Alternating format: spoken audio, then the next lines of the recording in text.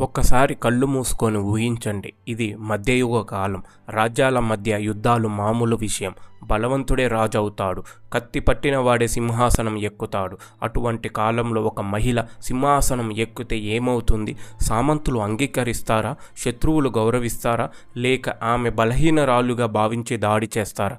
ఇదే ప్రశ్న 13వ శతాబ్దంలో దక్షిణ భారతదేశాన్ని కుదిపేసింది. కాకతీయ సామ్రాజ్యం శక్తివంతంగా నిలిచిన కాలం అది. ఓరుగల్లు కోట గర్వంగా నిలబడి ఉంది. రాజ్యం సంపన్నంగా ఉంది. కానీ ఒక పెద్ద సమస్య. రాజుకు పుత్ర సంతానం లేదు. అప్పుడు ఒక ధైర్య నిర్ణయం తీసుకున్నారు. కాకతీయ చక్రవర్తి గణపతి దేవ తన కుమార్తెను కుమారుడిలా పెంచి సింహాసన వారసురాలిగా ప్రకటించాడు. ఆ చిన్నారి పేరు రుద్రాంబ. చరిత్ర ఆమెను ఒక కొత్త పేరుతో గుర్తించింది, రాణి రుద్రమ్మదేవి. పురుషాధిక్య సమాజంలో స్త్రీ నాయకత్వాన్ని ఒప్పుకోని కాలంలో ఆమె కేవలం రాణి కాకుండా యోధురాలిగా ఎదిగింది. గుర్రపు స్వారీ నేర్చుకుంది. ఖడ్గ విద్యలో నైపుణ్యం సాధించింది. యుద్ధ రంగంలో సైన్యానికి ముందుండి పోరాడింది. కానీ ఇది కేవలం యుద్ధాల కథ కాదు. ఇది ధైర్యం, దృఢ సంకల్పం, తెలివైన పరిపాలన మరియు చరిత్రను మార్చిన ఒక మహిళ కథ. ఆడది సింహాసనం ఎక్కితే రాజ్యం కూలిపోదు, అది మరింత బలపడుతుందనే విషయాన్ని నిరూపించిన కథ. ఈరోజు మనం తెలుసుకోబోతున్నది ఒక మహారాణి జీవిత గాథ. ఆమె ఎలా పుట్టింది, ఎలా పెరిగింది, ఎలా శత్రువులను ఓడించింది, ఎలా సామ్రాజ్యాన్ని నిలబెట్టింది, చివరి వరకు ఎలా వీరమరణం పొందింది అన్న ప్రతి ఘట్టాన్ని మనం పూర్తిగా చూడబోతున్నాం. సిద్ధంగా ఉండండి. ఇది రాణి రుద్రమ్మదేవి గాథ.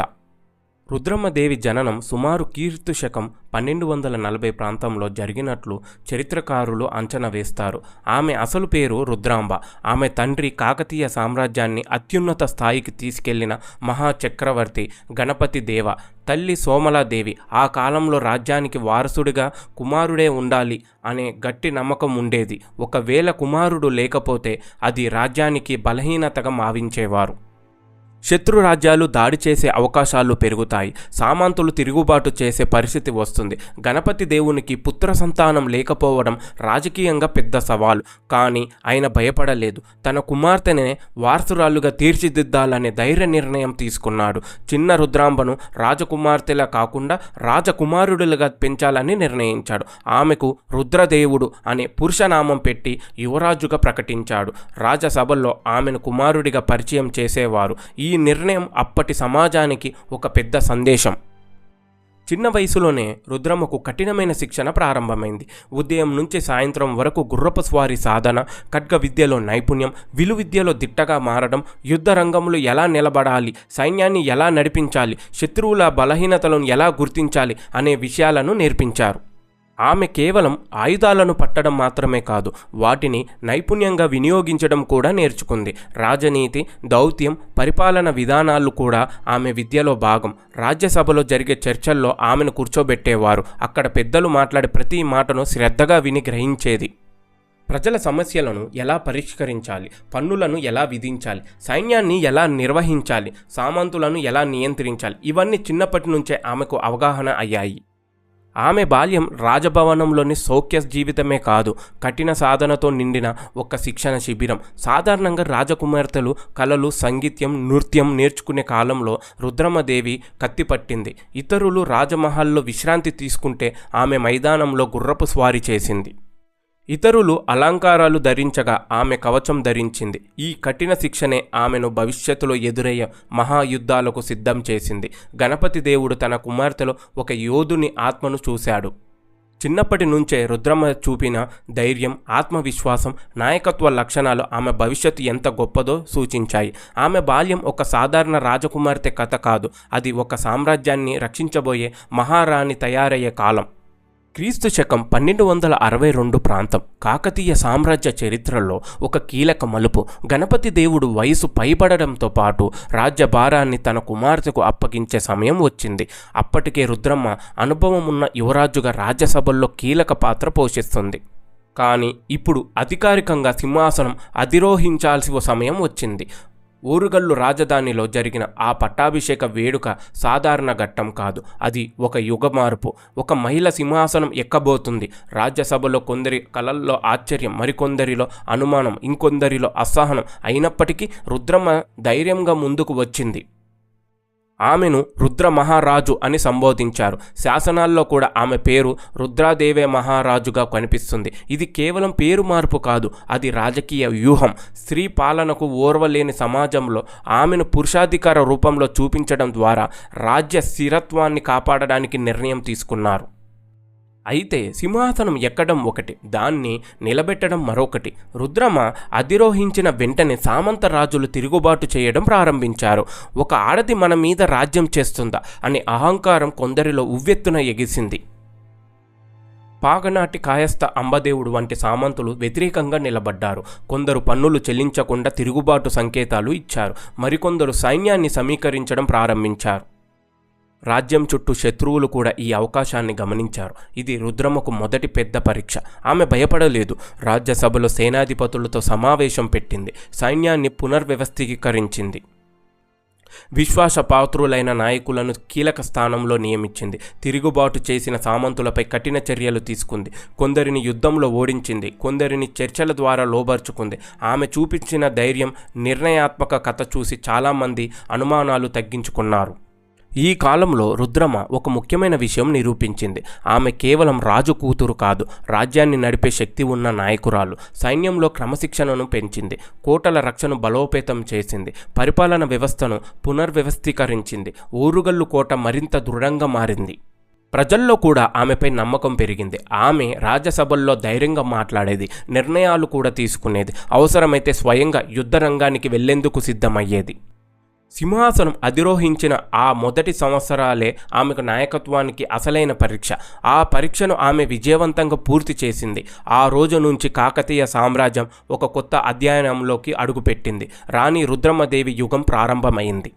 రాజకీయంగా ఎంత బలమైన నాయకురాలు అయినా మధ్యయుగంలో ఒక రాజకుమార్తె జీవితంలో వివాహం అనేది తప్పనిసరి ఘట్టం. రుద్రమదేవి కూడా దీనికి మినహాయింపు కాదు. సుమారు క్రీస్తు శకం 1257 ప్రాంతంలో జుత్తిగా శాసనం ప్రకారం ఆమె నిడదవోలు ప్రాంతాన్ని పాలిస్తున్న తూర్పు చాళుక్య వంశానికి చెందిన వీరభద్రను వివాహం చేసుకుంది. ఇది కేవలం కుటుంబ సంబంధం కాదు, ఇది ఒక ముఖ్యమైన రాజకీయ నిర్ణయం. కాకతీయులు మరియు తూర్పు చాళుక్యుల మధ్య బలమైన మైత్రిని ఏర్పడడానికి ఈ వివాహం ఉపయోగపడింది. రెండు శక్తివంతమైన వంశాలు బంధుత్వంతో కలిసినప్పుడు శత్రువులపై ఒక బలమైన రక్షణ గోడ ఏర్పడుతుంది. వివాహం జరిగిన తరువాత కూడా రుద్రమ తన శిక్షణను, పాలన బాధ్యతలను ఆపలేదు. సాధారణంగా ఆ కాలంలో రాణులు అంతఃపుర జీవితం గడిపేవారు, కానీ రుద్రమ మాత్రం భిన్నం. ఆమె రాజ్యసభకు హాజరయ్యేది, రాజకీయ చర్చల్లో పాల్గొనేది, సైనిక వ్యూహాలపై అభిప్రాయం చెప్పేది. వీరభద్రుడు ఆమెకు భర్త మాత్రమే కాదు, ఒక మిత్రుడిగా కూడా నిలిచినట్లు శాసనాలు సూచిస్తాయి. అయినప్పటికీ రుద్రమ వ్యక్తిత్వం అంత బలంగా ఉండేది కాబట్టి ఆమె పాత్ర ఎప్పుడూ రెండో స్థానంలో ఉండలేదు. వీరికి 2 కుమార్తెలు పుట్టారు, ముమ్మాడమ్మ మరియు రోయమ్మ. రుద్రమ్మకు మగ సంతానం లేకపోయినా అది ఆమెను బలహీనరాలుని చేయలేదు. పెద్ద కుమార్తె ముమ్మాడమ్మ కుమారుడే తర్వాతి కాకతీయ చక్రవర్తి ప్రతాపరుద్ర. రుద్రమ్మ అతని దత్తత తీసుకొని యువరాజుగా ప్రకటించింది. ఇది ఆమె దూరదృష్టిని చూపిస్తుంది. రాజ్యానికి వారసత్వం సురక్షితంగా ఉండేలా ముందుగానే ప్రణాళిక వేసింది. కుటుంబంలో జరిగిన మార్పులు, బాధ్యతలు, వ్యక్తిగత జీవితంలో సవాళ్లు ఇవన్నీ ఆమెను మరింత పరిపక్వరాలిగా మార్చాయి. వివాహం మరియు కుటుంబ జీవితం ఆమెను బలహీనపరచలేదు, అవి ఆమెకు రాజకీయంగా మరింత బలాన్ని ఇచ్చాయి. కుటుంబ బాధ్యతల మధ్య కూడా ఆమె ఒక భవిష్యత్తు మహారాణిగా ఎదుగుతూ తన భుజాలపై ఒక సామ్రాజ్యపు భారం మోసేందుకు సిద్ధమవుతుంది. రుద్రమ్మదేవి సింహాసనం అధిరోహించిన తర్వాత ఎదురైన అతిపెద్ద సవాల్ దేవగిరి యాదవుల దండయాత్ర. దక్షిణ భారతదేశంలో శక్తివంతమైన రాజ్యాల్లో ఒకటైన దేవగిరి యాదవులు కాకతీయ సామ్రాజ్య బలాన్ని బాగా తెలుసుకున్నారు. వెంటనే వారు దీన్ని ఒక అవకాశంగా చూశారు. యాదవ రాజు మహాదేవ భారీ సైన్యాన్ని సమీకరించాడు. వేలాది గజసేనాలు, గుర్రపు దళాలు, పదాతి సైనికులు, మొత్తం మీద 1,00,000 సంఖ్యలో సైన్యం ఓరుగల్ల వైపు కదిలింది. లక్ష్యం ఒకటే, కాకతీయ సామ్రాజ్యాన్ని బలహీనపరచడం. ఓరుగల్లు కోటను ముట్టడించిన యాదవ సైన్యం చుట్టూ భీకర వాతావరణం నెలకొంది. యుద్ధ ఢంకాలు మోగాయి. గజసేనాల గర్జనలు, గుర్రాల పరుగులు, సైనికుల నినాదాలు రాజధాని యుద్ధరంగంగా మారింది. ఈ సమయంలో రుద్రమ్మదేవి వెనక్కి తగ్గలేదు. ఆమె రాజ్యసభల్లో కూర్చొని ఆదేశాలు ఇచ్చే నాయకురాలు కాదు, స్వయంగా యుద్ధరంగంలోకి దిగిన యోధురాలు. కవచం ధరించి ఖడ్గం పట్టుకొని గుర్రంపై ముందుండి సైన్యాన్ని ప్రేరేపించింది. ఆమె ధైర్యం చూసి సైనికుల ఉత్సాహం రెట్టింపు అయ్యింది. 10 రోజులకు పైగా భీకర పోరాటం కొనసాగింది. ప్రతిరోజు రక్తపాతం, ప్రతిరోజు కొత్త వ్యూహాలు. రుద్రమ్మ యుద్ధతంత్రంలో తన తెలివిని చూపించింది. శత్రు సైన్యాన్ని నేరుగా ఢీకొట్టడం మాత్రమే కాదు, వారిని అలసటకు గురిచేసే విధానం, రక్షణాత్మక వ్యూహాలు కూడా అమలు చేసింది. చివరకు యాదవ సైన్యం బలహీనపడింది. రుద్రమ్మ ప్రతిఘటన ముందు నిలవలేక వెనక్కి తగ్గింది. ఆమె సైన్యం వారిని దేవగిరి దుర్గం వరకు తరిమికొట్టినట్లు చరిత్ర చెబుతుంది. చివరికి మహాదేవుడు సంధిగా దిగి వచ్చాడు. యుద్ధ పరిహారం 3 కోట్ల సువర్ణాలు చెల్లించాడు. ఇది కేవలం యుద్ధ విజయం కాదు, ఒక రాజకీయ విజయం కూడా. శత్రువులను ఆర్థికంగా దెబ్బతీయడం ద్వారా భవిష్యత్తులో తిరిగి దాడి చేసే ధైర్యం తగ్గించడం ఆమె వ్యూహం. ఈ మహాయుద్ధం తర్వాత రుద్రమ్మదేవి పేరు దక్షిణ భారతదేశంలో గర్జించింది. ఆడది సింహాసనం ఎక్కితే రాజ్యం బలహీనమవుతుంది అనే అపోహను ఆమె పూర్తిగా చెరిపేసింది. దేవగిరి యాదవులతో జరిగిన ఈ యుద్ధం ఆమె పరాక్రమానికి, నాయకత్వానికి, వ్యూహాత్మక తెలివికి శాశ్వత సాక్ష్యంగా నిలిచింది. యుద్ధాలలో విజయం సాధించడం ఒక నాయకుడి గొప్పతనం అయితే, శాంతి సమయంలో ప్రజలను సుఖసంతోషాలతో ఉంచడం అసలైన పరిపాలన ప్రతిభ. దేవగిరి యాదవులపై మహావిజయం సాధించిన తరువాత రుద్రమ్మదేవి తన దృష్టిని పూర్తిగా రాజ్యాభివృద్ధిపై కేంద్రీకరించింది. ఆమె పాలనలో కాకతీయ సామ్రాజ్యం కేవలం సైనిక మాత్రమే కాదు, ఆర్థికంగా, సాంస్కృతికంగా, వ్యవసాయపరంగా కూడా బలపడింది. వ్యవసాయం అప్పటి ప్రధాన జీవనాధారం. అందుకే నీటిపారుదల వ్యవస్థపై ప్రత్యేక శ్రద్ధ పెట్టింది. గొలుసుకట్టు చెరువుల పద్ధతిని మరింత బలోపేతం చేసింది. ఒక చెరువు నిండితే దాన్ని నీరు మరొక చెరువులకు చేరేలా శాస్త్రీయంగా నిర్మాణాలు చేపట్టారు. లక్కవరం, పాకల, రామప్ప వంటి పెద్ద జలాశయాలు ఆ కాలం ఇంజనీరింగ్ ప్రతిభకు నిదర్శనం. ఈ నీటి వనరుల వల్ల రైతులకు సాగునీటి కొరత లేకుండా వ్యవసాయం అభివృద్ధి చెందింది. పంటల దిగుబడి పెరిగింది. రాజ్య ఖజానా బలపడింది. రుద్రమ్మదేవి కాలంలో కళలు, సాహిత్యాలు, శిల్పకళలు కూడా వికసించాయి. కాకతీయుల నిర్మాణ శైలి ప్రత్యేకతను ప్రపంచానికి చాటి చెప్పే అద్భుత కట్టడాలు ఈ కాలంలో మరింత అభివృద్ధి చెందాయి. వరంగల్ సమీపంలోని రామప్ప టెంపుల్ శిల్పకళ వైభవానికి ప్రతీకగా నిలిచింది. అలాగే 1000 పిల్లర్ టెంపుల్ తన అద్భుత శిల్పకళతో కాకతీయుల సాంస్కృతిక స్థాయిని తెలియజేస్తుంది. వాణిజ్యం కూడా విస్తరించింది. మెట్టుపల్లి రేవు ద్వారా సముద్ర వ్యాపారం అభివృద్ధి చెందింది. విదేశీ వ్యాపారులతో సంబంధాలు పెరిగాయి. రాజ్యంలో సంపద పెరిగింది. ప్రజల జీవన ప్రమాణాలు మెరుగుపడ్డాయి. రుద్రమ్మ పరిపాలనలో ఒక ప్రత్యేక ఏమిటంటే, ఆమె ప్రజల సమస్యలను నేరుగా తెలుసుకునే ప్రయత్నం చేసేది. ప్రతినిధిగా దేశమంతా తిరిగి ప్రజల బాధలను విని పరిష్కరించేది. శాసనాల ప్రకారం ప్రసూతి వైద్యశాలలు కూడా నిర్మించబడ్డాయి. మహిళల సంక్షేమంపై కూడా దృష్టి పెట్టిన నాయకురాలు ఆమె. శాంతి, సుస్థిర అభివృద్ధి, ఈ 3 అంశాలు ఆమె పాలనకు ప్రత్యేకంగా నిలబెట్టాయి. యుద్ధ రంగంలో సింహసప్రంగా నిలిచిన రుద్రమ్మ పరిపాలనలో ప్రజారంజక మహారాణిగా చరిత్రలో నిలిచిపోయింది. ఆమె పాలన కాలం కాకతీయుల స్వర్ణయుగంగా గుర్తింపు పొందింది. ఒక రాజు లేదా రాణి ఎంత ధైర్యవంతురాలైనా ఒంటరిగా సామ్రాజ్యాన్ని నిలబెట్టలేరు. ఆమె వెనుక విశ్వాసపాత్రులైన సైనాధిపతులు, సామంతులు, మంత్రులు ఉండాలి. రుద్రమ్మదేవి విజయంలో కూడా అలాంటి మహావీరుల పాత్ర ఎంతో కీలకం. సింహాసనం అధిష్ఠించిన మొదటి రోజు నుంచే ఆమె తన నమ్మకమైన నాయకులను గుర్తించింది. వారికి కీలక బాధ్యతలను అప్పగించింది. తిరుగుబాట్లు అణిచివేయడంలో, శత్రువులపై దండయాత్రల్లో, రాజ్య రక్షణలో ఈ సేనలు ఆమెకు కుడిభుజాలుగా నిలిచాయి.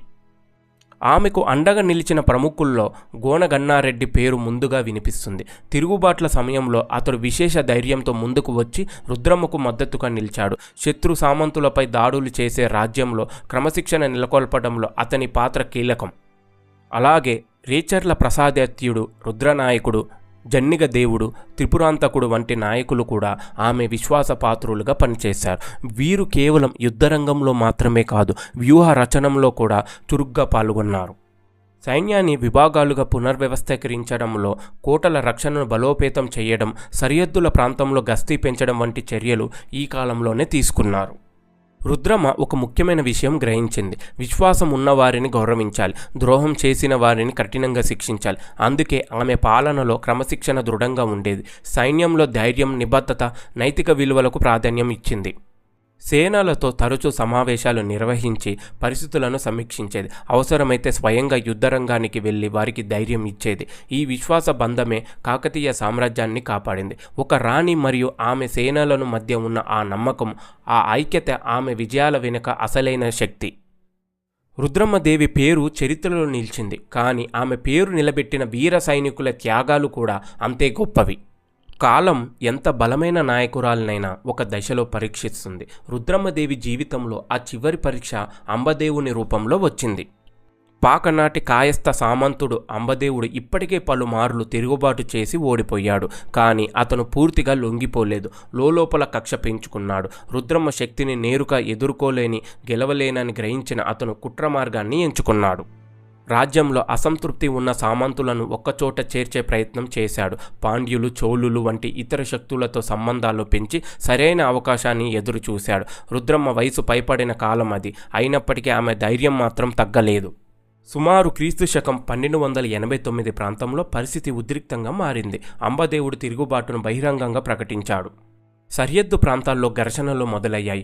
రుద్రమ్మ మరోసారి యుద్ధరంగానికి సిద్ధమైంది. ఆమె వయసు ఎక్కువైనా మనసు మాత్రం యోధురాలిదే. సైన్యాన్ని సమీకరించి ముందుకు కదిలింది.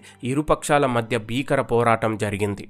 యుద్ధం రోజుల పాటు కొనసాగింది. రుద్రమ్మ తన సైనికులకు ధైర్యం చెప్పింది. ఆమె ఉనికి మాత్రమే సైన్యానికి ఉత్సాహం. కానీ అంబదేవుడు నేరుగా యుద్ధంలో గెలవనేనని తెలుసుకున్నాడు. అందుకే కపట యత్నం చేశాడు. చరిత్రకారుల అభిప్రాయం ప్రకారం యుద్ధ సమయంలో జరిగిన ఒక కుట్రలో రుద్రమ్మపై దాడి జరిగింది. నల్గొండ జిల్లా చందుపట్లలో లభించిన శాసనం ప్రకారం 1289 నవంబర్ 25న రుద్రమ్మదేవి మరణించినట్లు తెలుస్తుంది. అదే శాసనం ఆమెతో పాటు సైన్యాధ్యక్షుడు మల్లికార్జున నాయుడు కూడా మరణించినట్లు సూచిస్తుంది.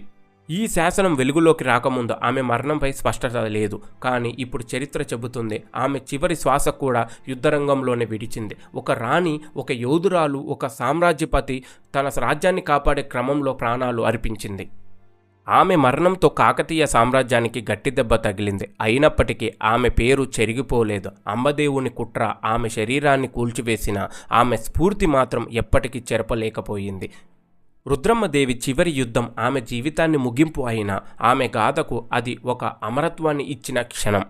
1289 నవంబర్ 25న రుద్రమ్మదేవి శరీరం ఈ లోకాన్ని విడిచిపోయింది. కానీ ఒక నిజమైన నాయకురాలు చనిపోదు. ఆమె ఒక స్ఫూర్తిగా మారుతుంది. రుద్రమ్మదేవి కూడా అలానే చరిత్రలో నిలిచిపోయింది.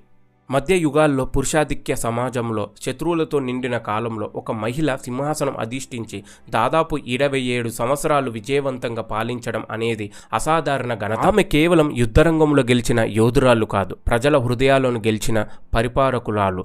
చెరువులు తవ్వించి రైతులను కాపాడింది. కోటలను బలోపేతం చేసిన రాజ్యాన్ని రక్షించింది. శత్రువులను ఓడించి సామ్రాజ్య గౌరవాన్ని నిలబెట్టింది. తిరుగుబాట్లను అణచి స్థిరత్వాన్ని తీసుకొచ్చింది.